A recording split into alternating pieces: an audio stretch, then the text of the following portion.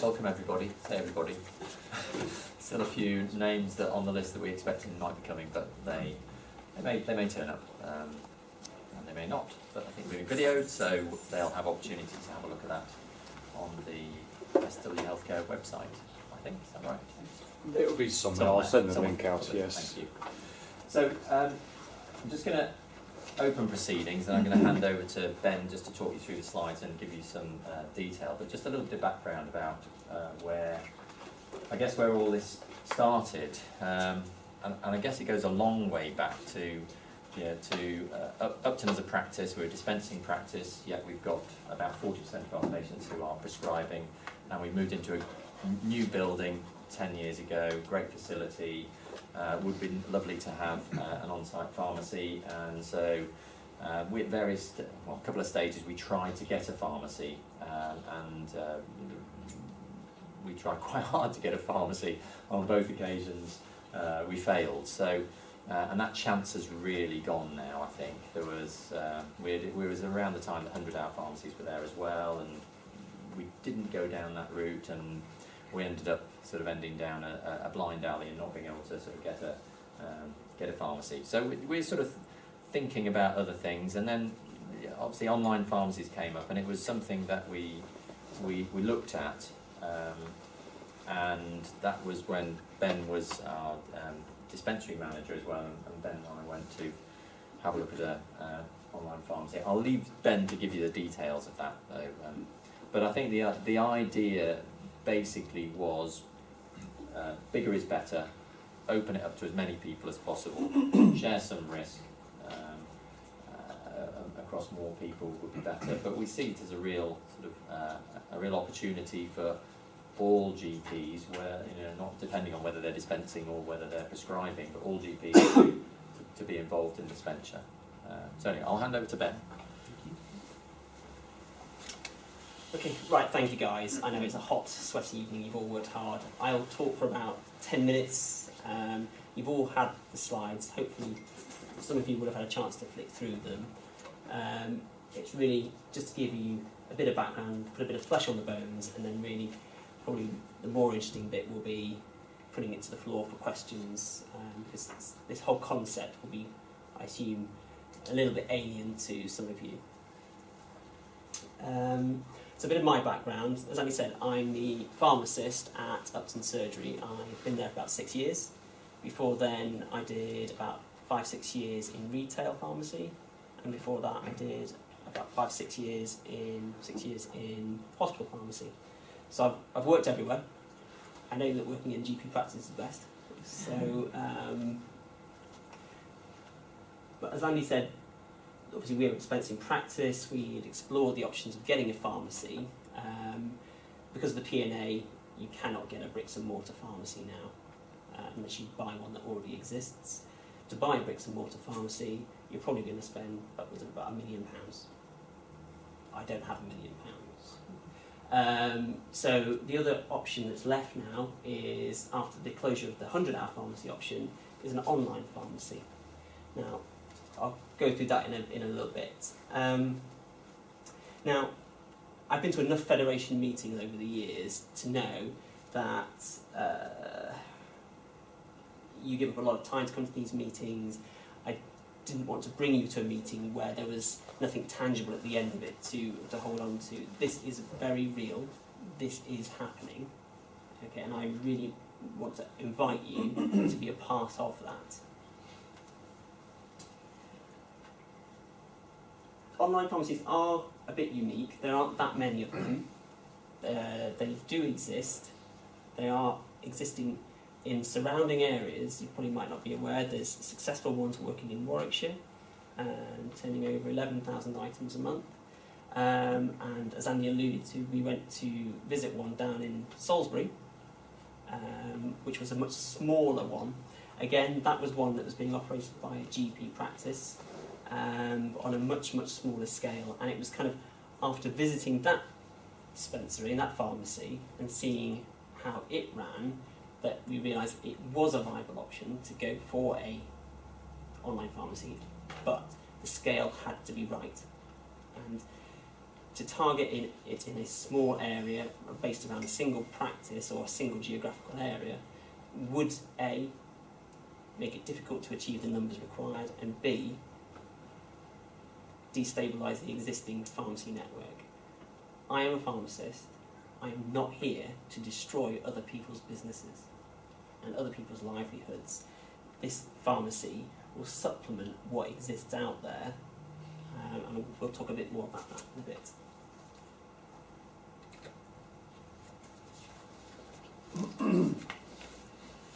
So again, apologies, you've seen the slides, so they are a bit repetitive. So, an online pharmacy, what are they? The main difference to a real pharmacy, if you want to call it, or bricks and mortar pharmacy as they're known, is there are two cardinal rules. You cannot have face-to-face contact with a patient. So a patient cannot walk in, hand you a prescription and wait for it to be dispensed. And you have to be able to offer your online service to anybody within the UK, well, England, not the UK. So there are subtleties, but everything else is exactly the same. Regulated in the same way, they have the same regulator, they are monitored in the same way, they're inspected in exactly the same way, they are real, and they are not dodgy online pharmacies. They are officially registered with the General Pharmaceutical Council. What's in it for the patient? Well, because there can be no face-to-face contact, all medication has to be delivered to them. And I know, certainly from the patients that I speak to in Upton, that is a real plus. Patients don't like having to go and get their medication. And I know all pharmacies, if you push them, will say, oh yeah, we'll deliver the medication to our patient if we have to. They don't like it, they don't want to, it costs them money, and it prevents the footfall into their pharmacy. And that is why the big pharmacies don't go online. You know, they need you to come into the shop, because what they earn from the prescription is nothing compared to what they get from the big shiny shop attached to it. Now, initially, I'm not interested in setting up the big shiny shop. This is this online pharmacy providing prescriptions. That's not to say we can't do that kind of stuff, but that is not in my initial business plan. This is purely around prescriptions and prescription items.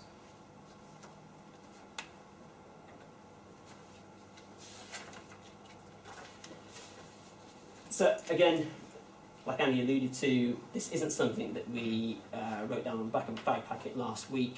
This has been a long time in the planning. We've been thinking about this for a long, long time.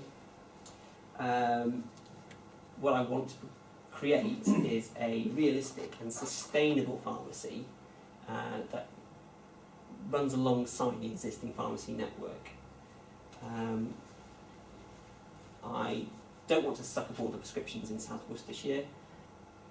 And neither do I want to suck all the prescriptions in the whole of the country. You know, I am not Elon Musk. I have realistic ambitions of what I can achieve over the next 5 to 10 years. So, well, there we go. So where are we now? As I've already alluded to, we're pretty much over the finish line with this. A lot of effort and hard work has gone into getting to this stage through myself, Marianne and Claire. Outside of our regular commitments to set up a business, get somewhere, apply for a licence, and get that licence approved and accepted, get through the appeals process, and although it slightly jumps the gun, we have a date coming for an inspector to come and inspect this pharmacy prior to it opening towards the end of July, beginning of August. So it is very real. I think there have been some comments made about why we've not heard about this sooner, but I kind of just refer back to my original statement of not bringing you to something which may or may not happen. I really wanted to get it within sight of the finish line before we kind of offered it to you. I don't want to stand here and not offer something that isn't deliverable. So, here's the straightforward plan. will cost around about £143,000 to run this pharmacy for a year. So the decision was made, if we offered 150 shares at £1,000, that would cover the initial setup costs for getting it off the ground and cover it whilst it built up its prescription numbers to the number required for a sustainable pharmacy.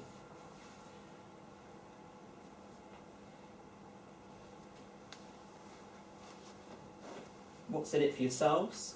Obviously, there is an element of risk. It is a new business. But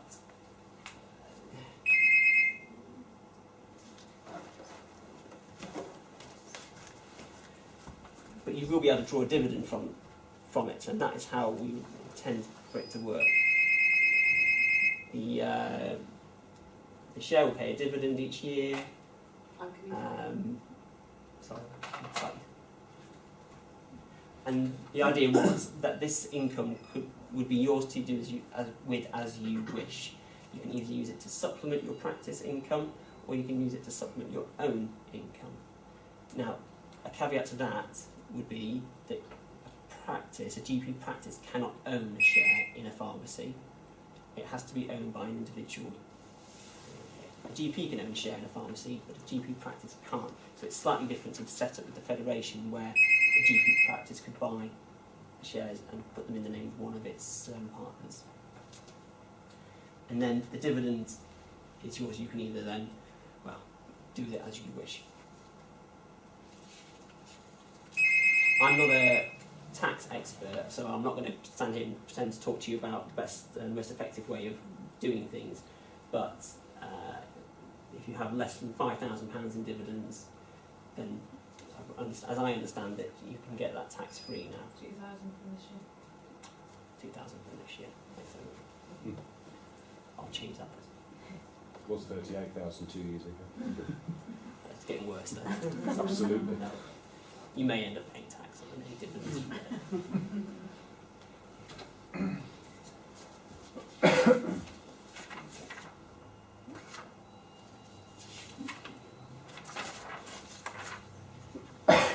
So, I think the one key figure on this slide is the 1%. So going back to the number of prescriptions that are issued in South Worcestershire, about 500,000 a month, it would only take 1% of that number to reach a viable pharmacy level. If you think of your practice list size and what they've done over the last couple of years, you'll probably see that they've grown by about 1%, if not more, in that time.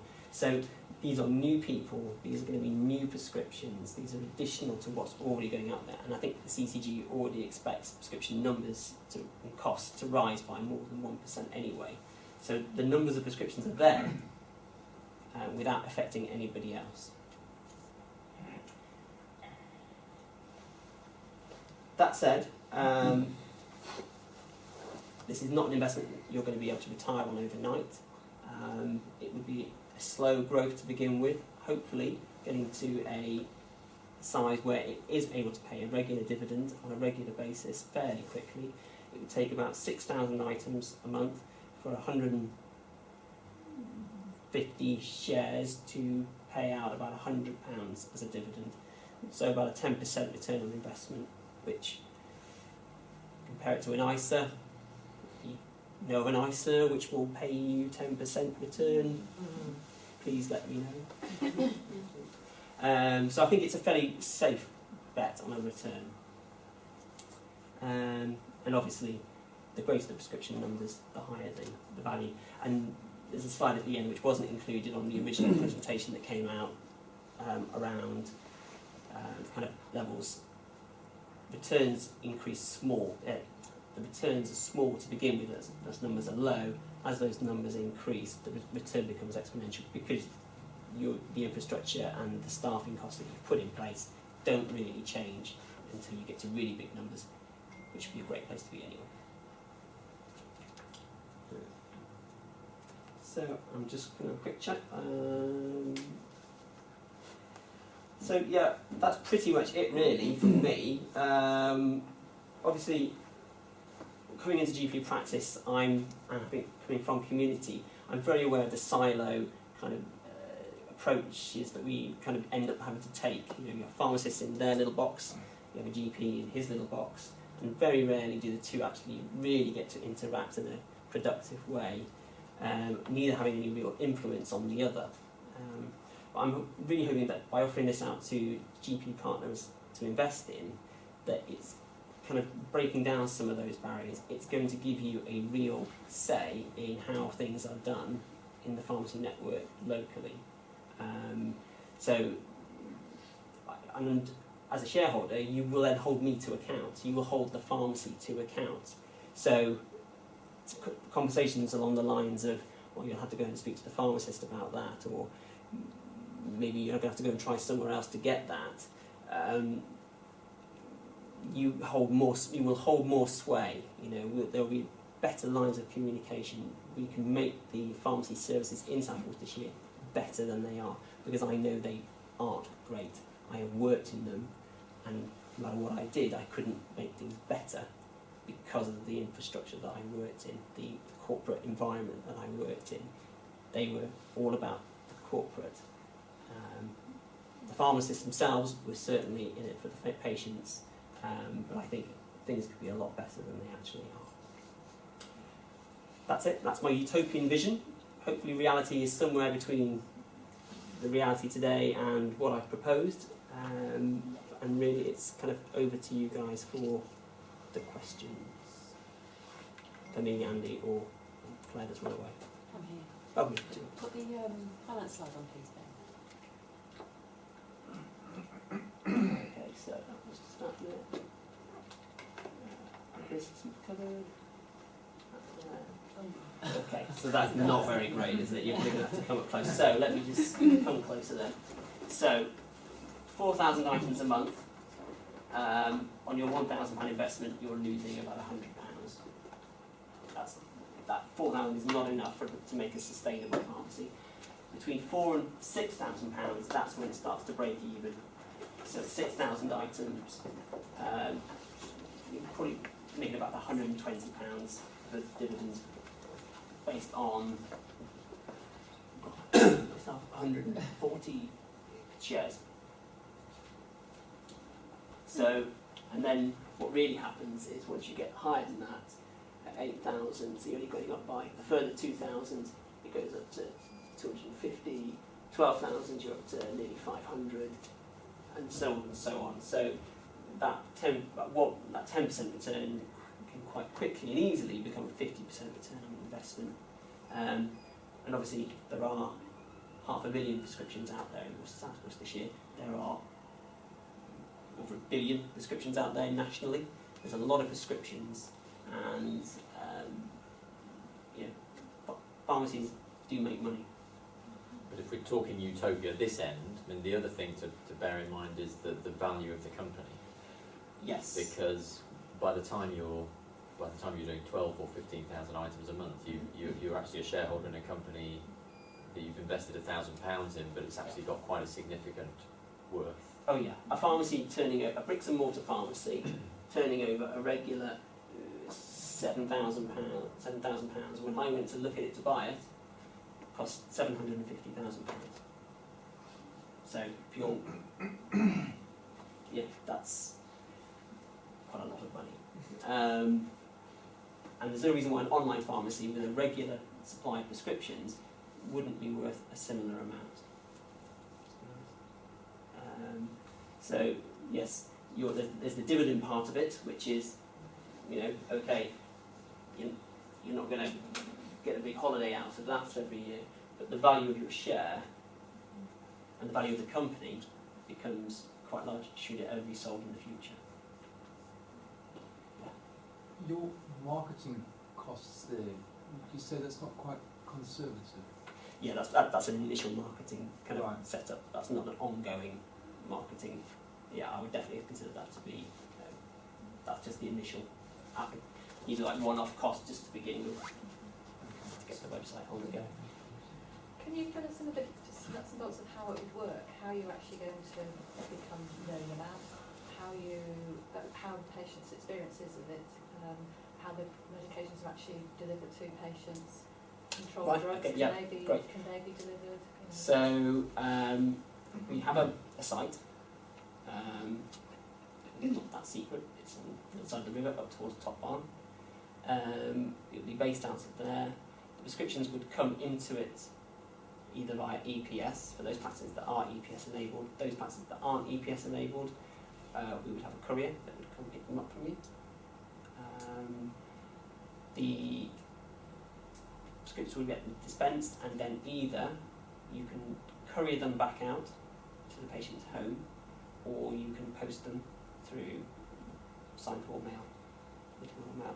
Now, initially, when volumes are low, you can use the mail approach, but as you start to build up a number of prescriptions going out to a certain area, then you would, use your courier to do the drop-off, which I think is a bit more cost-effective. My plan would be to target specific areas of high-density conurbations. From my own experience and from where I live, Walden Villages would be a good example of that, or St Peter's in Worcester. Those two areas, just because I happen to know them, because you've got a lot of houses, a lot of people who also work in a very tight area, so you can get the most bang for your buck really in terms of getting it. And the same would apply for the marketing side of things. You could target it. You have your website, anyone can Google it and get onto it. But in terms of promoting it, I would start with big conurbations. Well, I'm for a practice that's about 95% dispensing, so Yeah. potentially So, this is quite a threat to us. Absolutely. So, as a manager and the pharmacy manager in a dispensing practice, I have exactly the same concerns as you do. So we would not be promoting it to any area which is covered by a dispensing practice. We would target marketing in those non-dispensing areas. I have no interest in. There are online pharmacies that would already happily dispense to all of yours, and they you haven't lost all your dispensing to pharmacy to you, have you? No, but I And think when it's a local service, some people then can become more aware of it. It raises the I understand, yeah, service the being available profile. and My livelihood is as much tied to it as yours is, so I have a very big vested interest in. I don't think the company would be doing a mail drop to dispensing practice areas, would it? Really? That's, There have been a few mail shots, haven't there, from internet pharmacies? they are, yeah, absolutely. Yeah. So it's Can I say it's quite easy to stop patients using pharmacy to you if you leave the newspaper cutting in the practice lying around about Yes, when they sold all their about- patient data? Yes, so they're the big national player. They've made two mistakes. A, they sold everybody's data. Okay. And the second thing is they did the Elon Musk. They tried to go too big too quickly and absolutely fell on their face over a Christmas period a year or two ago. So again, although we have to offer it nationally, I'd like to start local in South Worcestershire, in an area that I know, with investors that I trust, who have patients' interest in heart. Ben, I'm sorry I was late. So, Could you just say, and if you've said That's this before, just say, and I'll come and ask you then, but I don't want you to repeat it. What's the relationship between this and SWHC? I'm not quite clear about the business relationship.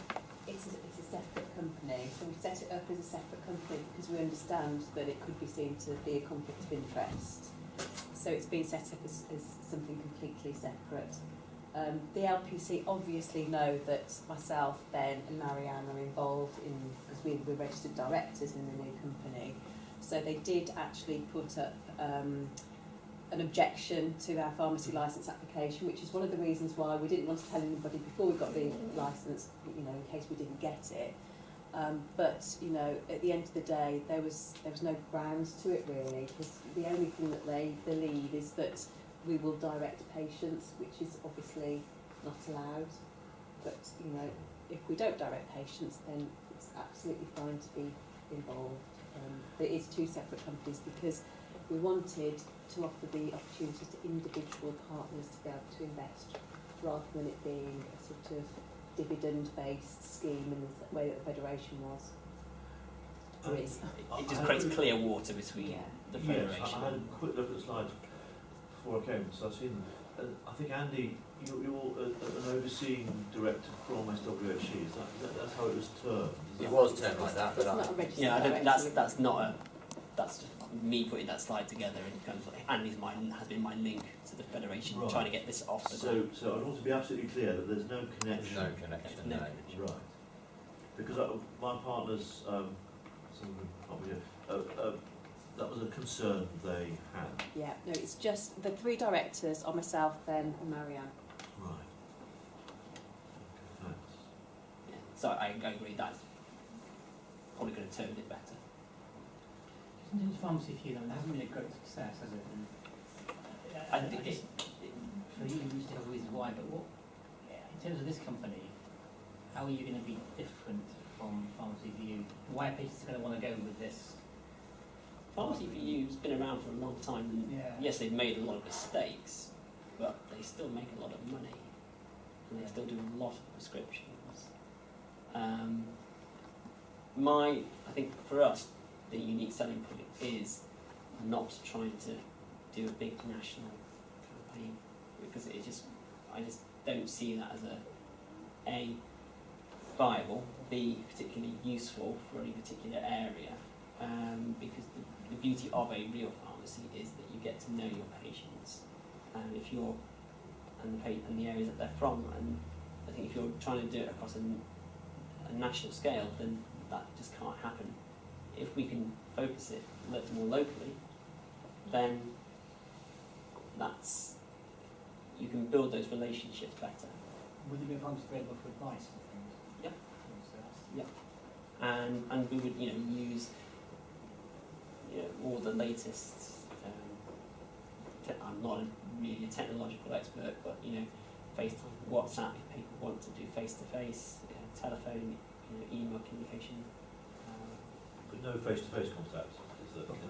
They're not allowed to go to clinics. Physical face to face contact. You can.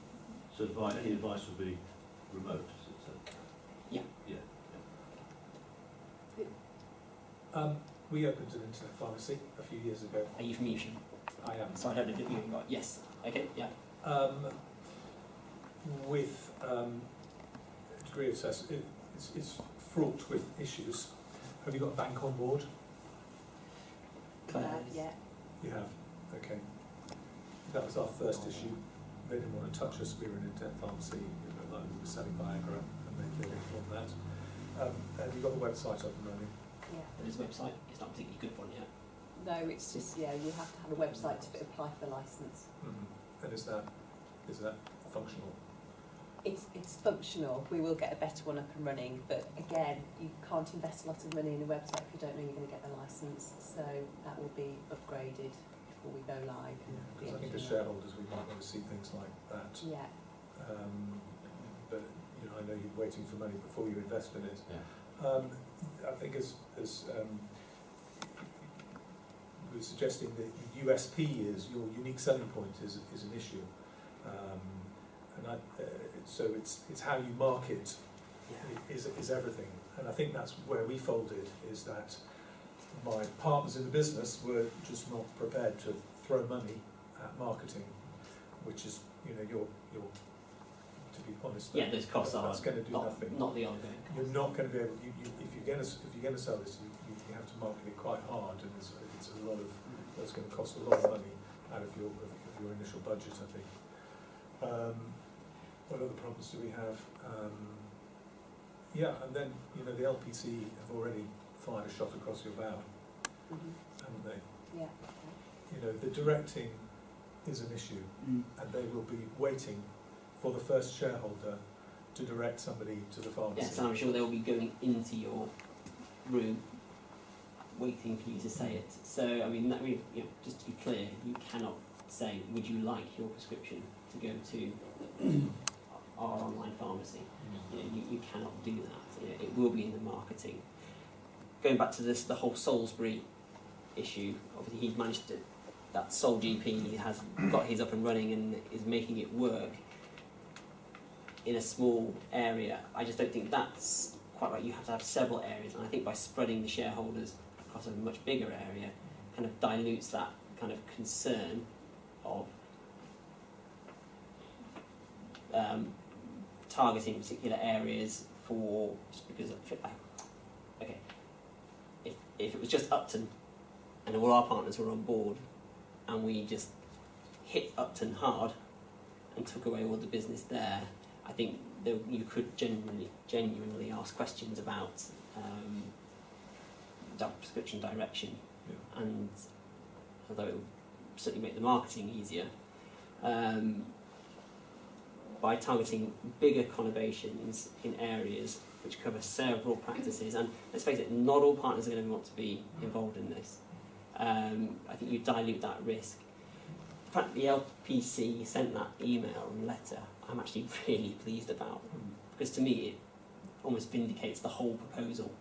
You know, it's taken away a huge amount of doubt from me that this is something that would really, really take off. They wouldn't have done that if they weren't scared. And it's come from... Well, I think they look to protect themselves at every opportunity, don't they? And that's the irony, because actually they should be protecting me, Yeah. because I am a member. They are an organisation to protect my interests now, and yet they still, from the start of the application up until today, you know, are worried because they know that this has a real potential to cause them losses. But I think as I've gone through here, the numbers are big enough out there that, and the growth in prescription items is big enough that it shouldn't really be causing anybody any hardship. The other thing is that patients are very protective of their pharmacy. They tend not to move. They're very faithful in general. That's the difficulty we found. Okay, yeah. You know, I they've no idea. Having They've only been to one. having stood on the other side of the counter as the pharmacist and taken the abuse and tried to manage their expectations and the unhappiness, I understand there will be a loyal cohort, and those good pharmacists offering good services to their patients should survive, but those that are offering a bad service and not what their patients want, those are the ones who are at risk. I could just sort of just further the discussion about dispensing and the threat. As a dispensing doctor from Pershore, I mean, I take your point entirely on the localised, that not choosing where one how one advertises or the service. But we're already aware that there's been a problem with EMIS recently with nominations, and we've all been advised to close down our EMIS access until EMIS sorts it out. But I mean, that's clearly a glitch. But are we likely to see a situation where, in terms of nominating, once the appropriate software is available, which is robust and which has been tried, so that dispensing practices can, with confidence, embrace EPS? Are we, in the nomination, are we likely to see just a list of all available nearby chemists that the patients can choose from, including the internet pharmacies? I'm not 100% sure, because I've gone on there and had a look myself, and the way it works, you have to put in your postcode and it gives you all local pharmacies. And that is a really interesting question as to how would a local internet pharmacy get onto that list. I don't know the answer to that. It's based on the postcode of the pharmacy, so whatever postcode. I would imagine so. Well, it is, because of the non-dispensing practice. That's exactly what I see, and I see online pharmacists, and some of my patients request online pharmacists. So, that's how it works. So, in answer to that, then, you're not going to necessarily see it down in Pershore if the pharmacy is based out of Correct. Worcester. Yeah, you get to see about 12, I think it is, on the screen. So maybe it's slightly less than that. So there's a limit to how many you see. So when the guys say, but it depends on the postcode of the patient as well, doesn't it? So Which almost makes a mockery of the online pharmacy you must be able to deliver it anyway if it only lists it for people who live within Yeah, that. occasionally we have circumstances where patients might want to have their drugs delivered to Dover or something, and so you can change the nomination and things really, and then change it back again the following day. It's really sweet, as soon as the prescription is there. Right. So you can sort of almost change it on the fly. Gets a bit confused if you do it and instantly change it back. I think that can throw the system and the prescription could go to the wrong place. It's just a word of warning, so you can't change the prescription and then change it back 30 seconds later. Yeah, because it hasn't been downloaded off the spine by Because it hasn't been downloaded yet, so it will then chuck it back to wherever the new nomination is. if you like. So you just need to be aware of that, and they need to build something in there to stop you changing the nominated pharmacy too often. James, we've got EPS working and we're 85% dispensing. Yeah. And I mean, one example is you get a patient who arrives at the surgery as dispensing, but because they've been at a non-dispensing surgery before, they already have a nomination. Yeah. But we still dispense to them. So the prescription doesn't disappear because they're down on the system as dispensing. So I don't, unless the patient actively chooses to not be dispensed to, I don't see it being an issue. So that when they join the practice, one of the things we do is we actively say, well, would you like to be a dispensing patient? Yeah, and that overrides the nomination. And we just do it geographically, we don't ask them, but most of No, them you from us. It overrides the nomination. Yeah, doesn't it does, yeah. Yeah. So they can still have a nomination floating at the bottom of the screen, but they'll be a dispensing patient as long as the EMIS says they're dispensing. Yeah. So you won't lose If you're a prescription. non-dispensing practice, you have to change it because otherwise their prescription goes to some Disappears, or yeah, they used to something. live, It's a bit yeah. annoying, for everyone concerned, because they ring you up and stuff. So you generally want to get them to tell you what chemist they want to go to. But if you're dispensing, I think you just tick the box that says they're dispensing, that Exactly. overrides anything Yeah. that's in there. But are you using EPS then for your Yeah. dispensing? The non-dispensing. No, you can't So use still it for print them dispensing. out. You're still printing them out then, or prescriptions all printed out? Internally, they're printed out, yeah. You have, But they've done EPS apart from CDs for our non-dispensing patients. you have to be aware when you have new patients and GP to GP comes down the line, it tends to untick the dispensing Yeah. patient box. Yes. Right. It's a slightly different, yeah. It's an admin thing though, and we haven't had any significant issues. No. Have you lost, because you've had it turned on a couple of months now, haven't you? Have you lost any patients? I think Ashford Bank use it too, dispensing practice. So as a non-dispensing practice, when I do a prescription, I have the option from a drop-down box of deciding whether I'm going to print this prescription, whether I'm just recording it for the records and I've handwritten it or whatever, or whether it's go to any EPS pharmacy.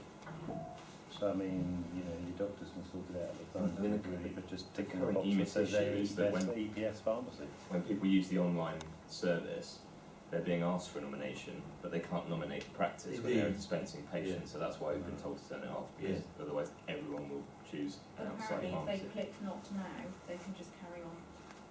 Can they? Yeah. Yeah, so what I've done Yeah, is on the click not welcome now. message, I've put, do not select a pharmacy, your request will not reach us or the pharmacy, press not now and continue. Oh, right, so you've left your switch on? We've left ours switched on, Yeah. but we're still being inundated with patients because it looks different, they don't know how to work it. And I'm sorry, this is a bit like Dragon's Den. No, it's fine. Um, I Can I think just- you've been a lot kinder to me tonight than previous meetings I've attended. So, are your startup costs then to get going are 143,000? Is that what the figure that you're looking for? Is that right? Ideally, yeah. Yeah. So you'll need 143, 146 shareholders to sign up to get you off the ground at Right, £1,000 a okay. share. At £1,000 £1,000 a a share. Yeah. So, I never really expect every single GP partner in South Worcestershire to invest. How So many what- GP partners are there in South Worcestershire? Well, 650 GPs, I think, and we think it's about. We think it's 140. Yeah, Quite I a thought few. it might be about. So realistically, Spend given 1,000. that Yeah, the about 30% is representative, it, yeah. the I'm not gonna startup get costs are likely to be More than that. potentially several times more than that. So what the plan would be to offer it to every partner and to see who is interested. For those that are interested, we'll then obviously see how many that number is, and then offer it out again on a second round for those partners who want to invest a second share. And we'd probably keep doing that until everyone said, I've had enough. There has been a suggestion by a practice manager that they might like an option as well. Yes, I mean there are certainly practice managers who expressed interest in investing and non-partners that are investing. I think the initial idea was to take it to partnerships because you already have a vested interest in the health of South Worcestershire. You've already bought into that. So that was the idea behind taking it to the partners first. Plus also, as Claire said, there was a number that matched quite nicely. So, not having a great deal of knowledge about how, presumably this is a limited company, Yes. works, that your liabilities would be limited if the company were to cease trading. Mine or yours as a shareholder? Yes. Yeah. Well, as a, yeah. Oh, yeah, as a shareholder, yeah. Yeah, so in your, is there a plan in your business plan about what you would do if the company wasn't successful 2 or 3 years down the line? Because presumably there'd be a limited number of times you would come back to shareholders asking for further investments to keep it afloat. Yeah. If you didn't get the numbers that were projected. And that would be along the lines of any other business. You would Yeah. look at it, if it's not a going concern, then we would just wind it up. And unfortunately, And that would be a decision made by the directors but and the shareholder. and the shareholders, yeah, okay. And coming back to the delivery, the logistics of doing that, and you said whilst the numbers were, if the numbers are relatively low, you'd be looking at posting. Yeah. And as the numbers grow, you'd be looking at courier, Courier, an face-to-face employed delivery. courier delivery. I mean, potentially that's going to be over quite a large, Geographical potentially area. over a large, because I know you're going to Yeah. be targeting 1 or 2 areas initially.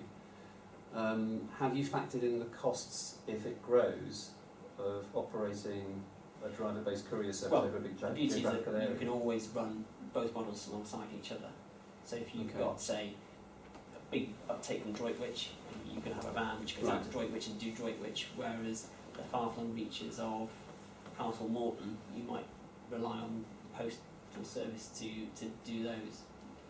There'll be a sort of And there'll be tipping nothing point, to won't stop a patient in Scunthorpe asking for their prescription to be Yes, that's issued true. by I the mean, service. So, I'm so thinking whatever local. you do, you have to have availability to Yeah, close down, to match that. We also chose Top Barn, which is in Holt Heath, as a location because we felt it was quite easy to not have to go through Worcester to get to places. It was quite, we could skirt the city if we had to do a courier service. Yeah, and I mean, I'm just thinking about our dispensary trading account and the margins we know we make on drugs, and the biggest part of our profit in the dispensary is from dispensing fees rather than the Yeah. margin on drugs.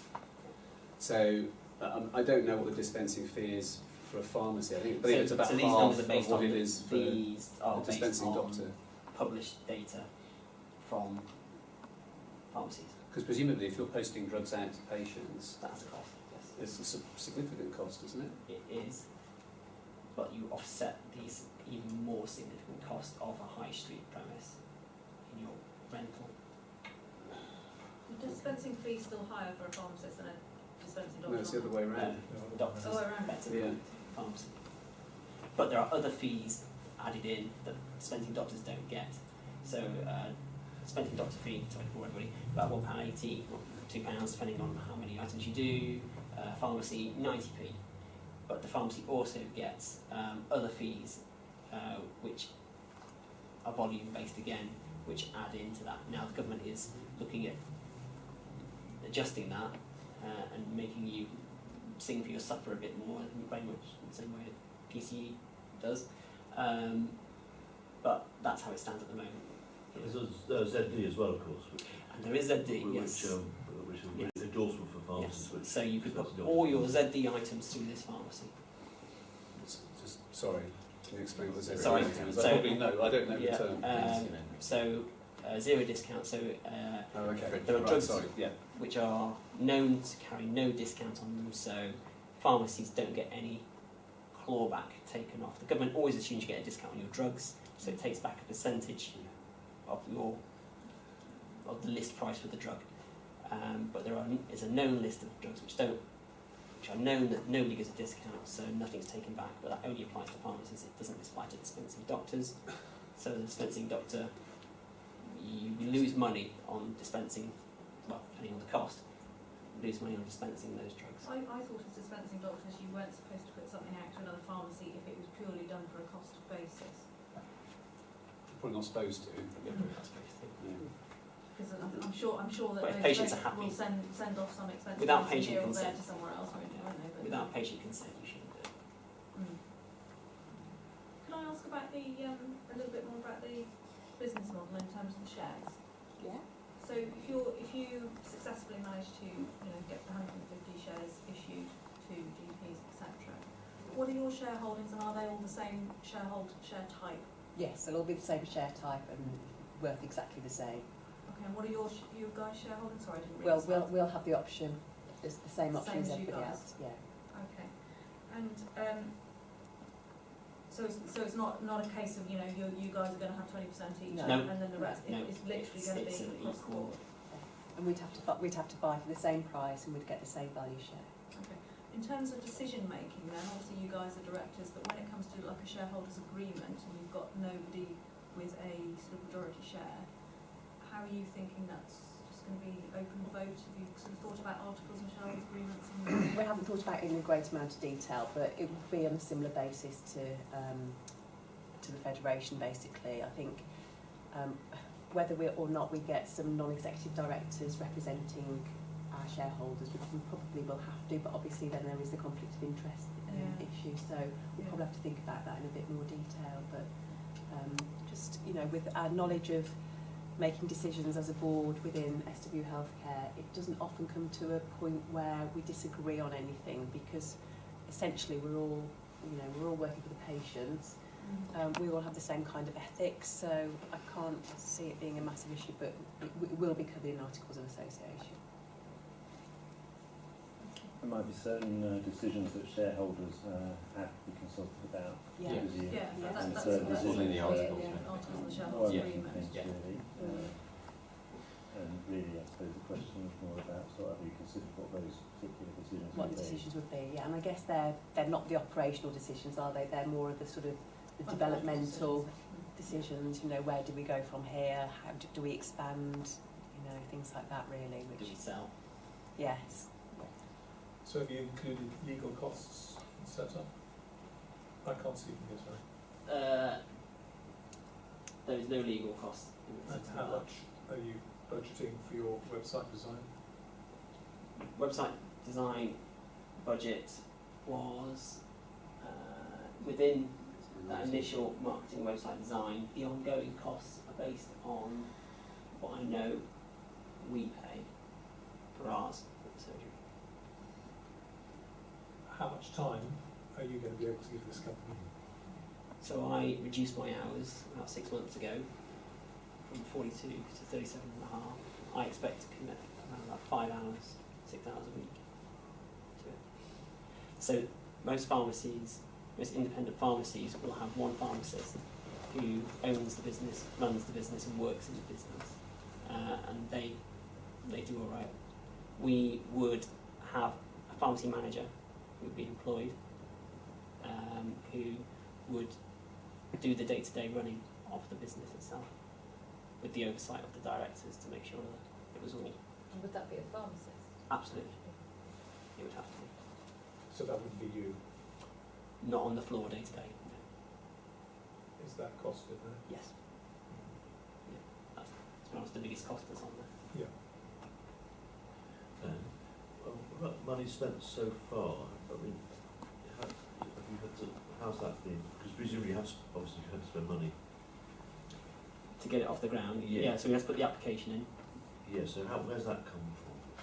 The money for that has come from the federation, but will be repaid back to the federation when we've generated the income. It's included in that forecast. Because I think, speaking for my partners, there may be some sensitivity in the shareholding sort of shareholders of the federation about how Sure, I can understand that. what the arrangement will be for that money to be returned.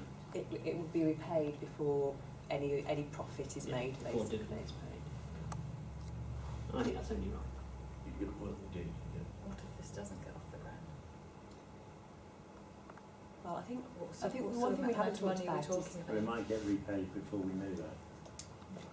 But one of the things that we haven't talked about yet is care homes. So we've already spoken to a couple of care homes who are looking to change their pharmacy. And we think that's probably a good market to aim for initially. Care homes who are currently unhappy.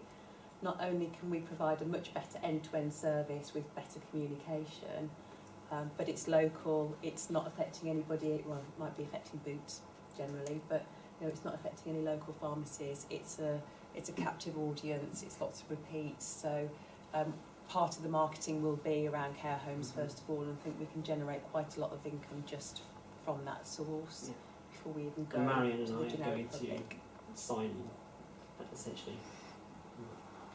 So sorry, what are the costs so far today? The cost so far, I haven't got the exact figures, but we have paid for the application, which I don't know whether any sort of It says up there 15 something 01 or something. £1,500. The application forms on that sheet there. Presumably your time as well, that's... I spent very little time on it. And it's pro bono. Most of this has been worked up by Ben, either in his own time or in Upton's time. So really, I mean, I've been to a couple of meetings with Ben and Andy, and that's about the extent of my involvement. And can I just ask you a really boring question? Yeah. If I was in your shoes, Claire, the one thing that would give me quite a lot now is GDPR and the level of sensitive data that you guys are going to be holding, given all the sort of privacy notices and everything else that goes with it, and the monumental fines. And I mean, let's be honest, if Pharmacy to You had happened now, they would have been shut down because they would have been made bankrupt by the fines they would have got. Yeah. How are you feeling about that? What are you thinking that's put in place? How's your technology? So the PSNC has published guidance for pharmacies around the GDPR. They are suggesting that actually it can all be managed in-house. To be honest, I wouldn't go down that route. I'd actually rather use Paul and get him on board, and he's looking at that for us. And what about your technology? Because presumably Technology is So- RX Web. I don't know whether you've heard Yeah, of so the that. technology is a national pharmacy piece of software. okay. They are That's not compliant. something you're going to have to invest Oh, no. in, or you no. There's- do you have to Well, subscribe to Oh it? yes, sorry, yes. It's a cloud-based system in the same way that EVIS is a cloud-based system. Okay. So we'll be asking them for a statement of their compliance, Yeah. and we've been assured that they're, and James was with us at the meeting that we had with RX Web. It's secure. Yeah, that is the new latest development. Any other questions? I mean, if you think of something on the way home, like I always do, just feel free to email me, and I will do my best to answer it. Go away and have a think. I hope you think it's a good idea. I certainly do. Just one thing I was thinking of, one of the advantages dispensing doctors have is negotiating manufacturers' Discounts. which pharmacies don't normally. No. With the fact that you've been involved in this, Ben, and that with your dispensing links, do you think there's a possibility that some form of discounts might be possible in terms, because I mean, 2/3 of our, as someone said a bit earlier, 2/3 of the profitability of dispensing comes from dispensing fees. It used to be the other way around. In the days of on cost, it used to be 2/3 from manufacturer discounts and a third from dispensing, because it wasn't holistic then. So I just wondered whether there's some, in terms of just thinking of how one might sort of make this more profitable. I mean, there's still, I'll be honest, I'm not sure my negotiating power will wash with the big pharma companies in negotiating discount with them directly. You still get a discount on all your generics, which accounts for well over half of the dispensing income. That there is a discount to be negotiated on because there's competition in that market. So you can still get good levels of discount off of tariff price. Whether I could, knowing what I know, go to AAH and say I want the same terms for my generics as I get for Upton. No, I don't want to promise anything, but this data the data, all this is based on is from nationally published data. So it shouldn't be any worse than what I'm presenting. It should really only be better because the way that pharmacies get their rebates. You said you've got to get to 6,000 items roughly. Yeah. For it to be worthwhile. What do you think the timescale is to get from 0 items to Yeah, one that is the to big 6,000? question. That is how long. I don't honestly know. Speaking to a dispenser today who used to work in a dispensing practice, he said it took about a year, 18 months to get to that kind of level. And that's the one that's, you know, quickly got up to 11,000 items.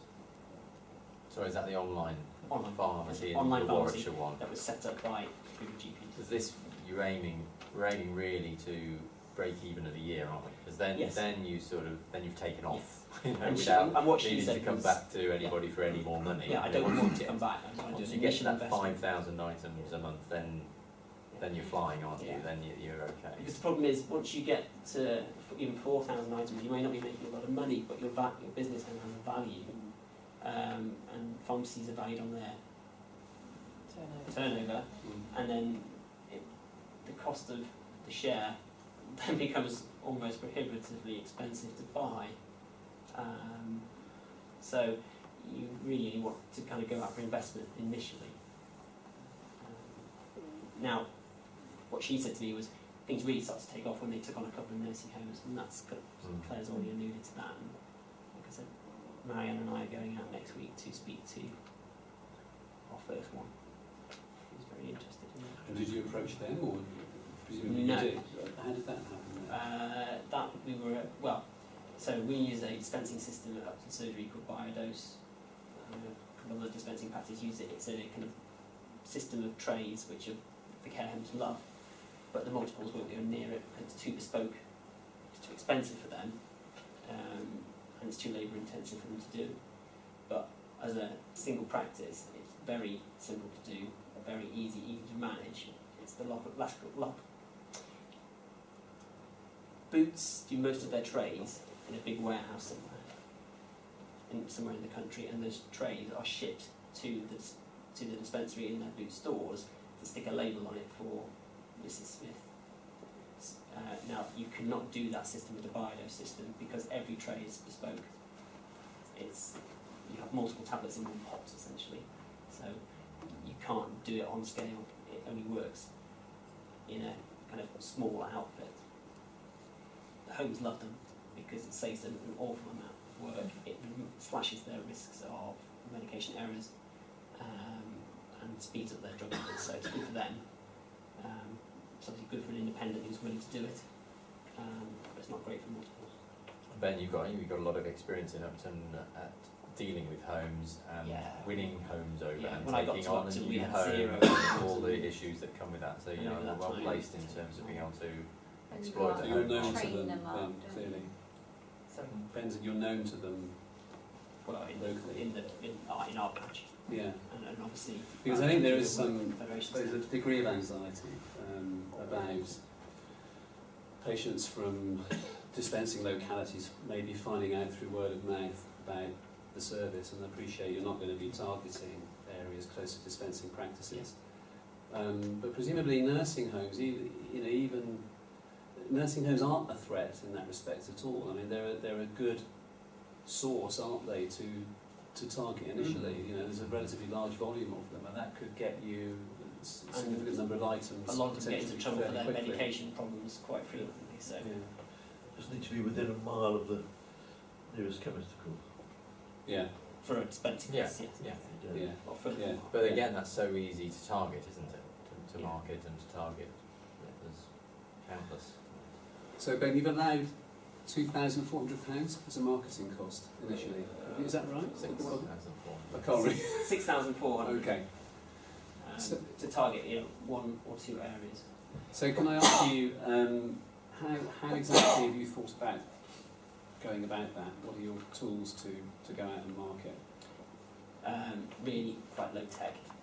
It would involve just an A4, a We're talking about leaflet. leaflet drops. essentially, Right. which I've got my mother-in-law lined up to do. It really is like Good exercise, yeah. So Worcester would take her a couple of days. Nothing wrong with Rotec. Yeah. You know, because there's no. You're right.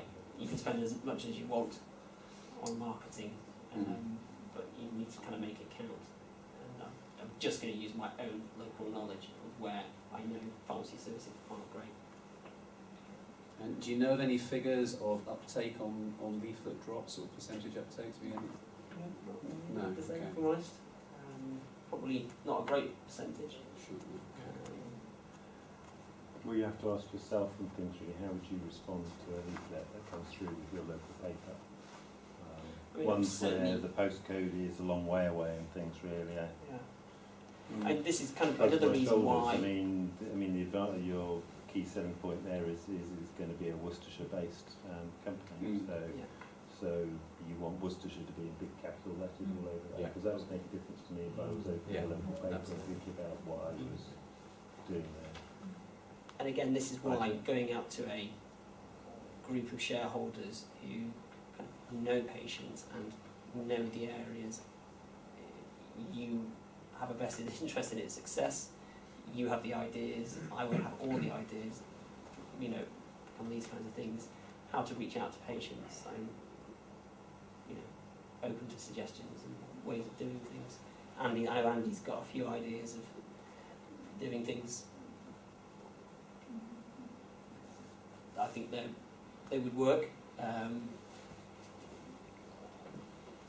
might not mention them right now, but I think, yeah, you know, there's ways of marketing without prescription direction. In our area, none of the local care homes use any of the local chemists that I'm aware of. I can't think of one off the top of my head. I don't know if it's the same for everybody else and things really, but you know, if It's they were so- told you wouldn't be taking money away from even our local chemists because they're all using other services. I mean, it's bizarre almost how they're set up. There's a good pharmacy in Malvern who he doesn't dispense to any care homes in Worcester or in Malvern. He does them all in Shropshire and Herefordshire. You know, it seems odd to me, but I think some chemists set themselves up as MDS or monitor dose dispensing units, aren't they? I mean, our local chemists, I mean, the groups send them the trays off to Bromsgrove, I think, and the patients moan video, and the family-run chemist in Pershall has had enough, and so he doesn't offer the service. So I think it's certainly something to to be set up to do. yeah. I mean, I think, you know, the prescription direction thing is a difficult one. You know, I don't want to put words into your mouth, but you know, in situations like that, where patients aren't happy with what's offered locally, That's a decision for the You care have to home offer them manager. choice. That's not in a care home. That's not going to be a decision that those individual patients make. That's the care home manager. I think James was referring to like individual patients. Yeah. For an individual patient, you have to offer them choice. So if they are asking if a prescription, if drugs can be delivered, there's nothing wrong with saying, have you got a preferred pharmacy that you would like to deliver that for you, or would you like us to Here's a arrange it list. for you? You know, there's nothing wrong with that because you're still giving them a choice. That's not direction. How much interest has there been? There aren't 150 people in the room yet tonight, so realistically, probably there'll be another round of share options probably going around. And have you had any other interest to saying I can't attend tonight, but yes, I probably will be interested? So how I many didn't realise rounds that do you bit. anticipate might take place? I'm just thinking about individual risk and how much you maybe Yeah. want to invest. We've had a few people say that they're interested and wanted to watch the video, but I couldn't say that it was even double what was here today. Well, I take So- it several people have been representing their practice and to take it back to their practices and sort of talk about it at the next meeting and Yeah. sort of so. And I know that there's some practices where the spouse is here representing two practices almost. So. Okay. Do you want to go home now? Thank you, guys. When would be the next time, you know, because if you want to start this at the end of July or whatever, you're obviously going to have to move Quick this turnaround. on quickly. Yeah. So you're going to have to open it up to the next round of people. I mean, how long before we... So Yeah, I think do we will that. probably send out an expression of interest this week. See how things go over the next week or two. Give you a chance to go back and speak to your partners, speak to your bank manager, see how things would work, and then obviously we don't need £140,000 on day one or before day one minus 30. So we would have to come to some arrangement. I don't think we've really nailed down exactly a date as to when. Just out of interest, because obviously there was out of people here who feels that they might, hands in the air, if they would want to invest in this if there was an opportunity. Who will be saying? I think I'm doing the same as David. Can I go? I think there's been some good questions, and I think some of my answers may not have fully answered those. If you want to just ping them to me on an email, we will go away and we will come back with solid numbers. 'Cause I think that's what you really want to see, isn't it? Some solid numbers on some certain aspects. I think one thing I'd say is if you're aiming to start it in July, don't forget that August is a particularly useless time to start any venture because nobody's there. We don't have a choice, unfortunately, because we have to start within 6 months of being awarded the licence. So we don't actually have to do much, but we have to be open. You have to be open. Yeah. You get awarded, you then have 6 months to open it, but during that time there's the appeal process going on as well. So the appeal process eats into your 6 months anyway. Okay. Obviously, and then you can get rolling.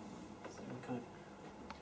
I think you've limited yourself by saying 150 shares of 1,000 in staying shares by looking for investments of between £1,000 and £10,000. That would have been a better way to approach perhaps the investment part of it. I think that's probably how it will go. That's where it will end up. Because But to do that from the offset. Just to give everybody an opportunity, wasn't it? Yeah. really? I think I guess maybe I was a bit optimistic, but if 150 people came to me and said, "Here's £10,000," that's more money than I actually need. Well, then the shareholding is limited to a certain amount and things, really. I mean, so that's what happens when so the shareholding would be limited to a total investment of £150,000 and things, really. And some people have. And if you went over that, then you wouldn't get the shares that you had put in for. Is that right? Yeah, that's what's happened when investing in other companies are being set up. That would save a bit of time, wouldn't it? Potentially. Massively, and get rid of some of the uncertainty. One of the difficulties you've got here and things is you're only asking each of us for £1,000. Yeah. And there's 20 of us in the room. You don't know if you've got £150,000 worth. Really, what you want to know is whether somebody might put in more than that. Yeah. In which case, you might then be clear and things really that actually that's a you're good idea. it's called oversubscribing, don't they? So the shares are oversubscribed, and so each person who's investing gets a proportion of what it was. Yeah, Or I guess sometimes they favour bigger companies and things really that are investing. my initial thought was if I put a figure of give me £10,000 on the screen, then I'm probably going to have even less people in the room initially. But I take your point. Maybe we should put it out on that. I think there is merit in that, but I do also think that there's also merit in being the altruistic method you're doing now and trying to let everybody have a look and have a feel and offer it to them. And if they're not interested, then yes, it will. But then if everybody did, then it would just be £1,000 that you could invest. That would be it, wouldn't it? That's how it works. You can't have too much money, Ben. Because you need money to market this. Yeah. That's what will make or break this company. So actually having an excess of investors is not going to be a bad thing. Okay. Good to know. I can take the full. On a shareholder basis, potentially quite wide, particularly if you choose to perhaps extend it slightly. I think that's worth real thought.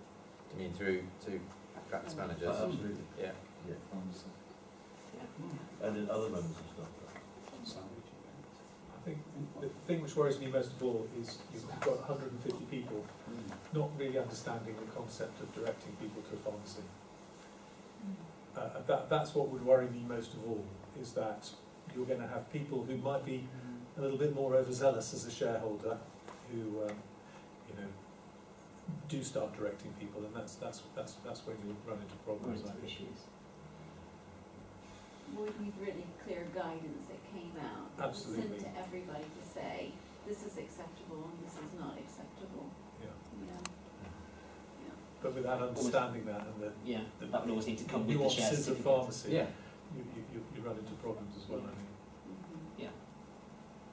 It is a significant liability if something goes wrong in that sense, and you've just got to put in measures to sort of reduce that risk, haven't you?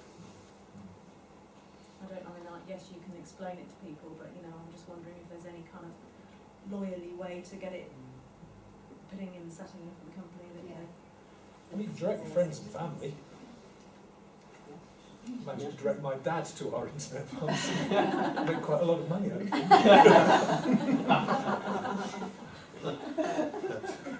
it. Is any frail neighbours? Yeah.